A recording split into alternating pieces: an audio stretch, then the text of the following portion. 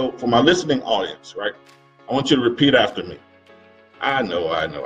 It's going to sound kind of childish, but just trust me. Just trust me, just a little bit. There's a method to the madness. Repeat after me. I am CEO over my life. Now that's a profound statement. And I want you to say that to yourself at least 2 or 3 times every day, that you're the CEO over your life. So when I say, what I do as a transformational coach, right? I transform employees of life into CEOs over their lives. So when I say employee of life, see, when you're waiting for things to happen, you work for life. Life is controlling you. Life is your boss. And that's not the way it should be. You should be the boss of life, right? You should control life. It's your life. So like I always say, the odds of you being you is 1 in 400 trillion. Put that in perspective. The sun, the life cycle of a sun is 9 billion years. Well, the sun will live and die 44,000 times before there'll ever be another you. And that's just a probability. That's not even a fact. That's just a probability. So why would you let life be your boss? And I'm pretty sure some of you hadn't even heard of it that way or thought of it that way. And here's how you get ahead in life. Here's how you start to make progress in life. See, there's only 2 ways to hit a home run. Only 2 ways, right? Either you hit the ball out of the park, and that's automatic home run, right? Or you hit it somewhere in the field, and they call it infield home run. That's the only 2 ways that you can hit a home run. Now, how many ways is there to get to first base? Sometimes in life, we just got to get to first base. If we could just get to first base, right, then we'll get a little bit confident back in ourselves. We'll get more self-confidence that, well, you know what, man, at least I got it to first base. Maybe I can get to second base, or maybe I could get to third if they, whatever. But the trick is, sometimes you just got to get on base.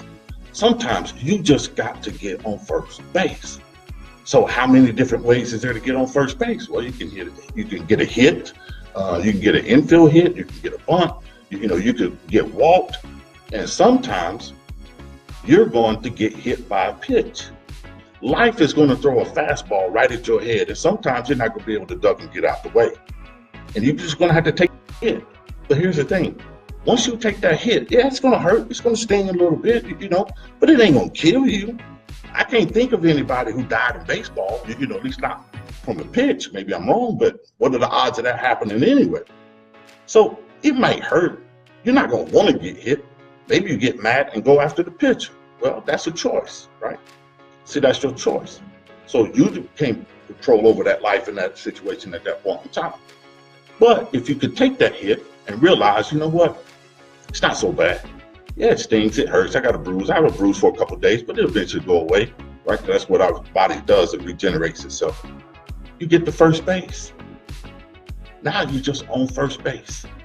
So there's more ways to get to first base than there is to hit a home run. See, a life with no options is no life at all. So a big thing about life is you got to start creating options. And when you start making life create options for you, now you're the CEO and the boss over life. Now you're in control of your destiny. Now you're in control of your future. And there's going to be times where that ball is going to hit you. Life is going to throw that fastball right at your head, and you're not going to be able to duck and get out the way. But that's life. That happens. But that doesn't mean that didn't advance you further, right? It still advanced you to that next level.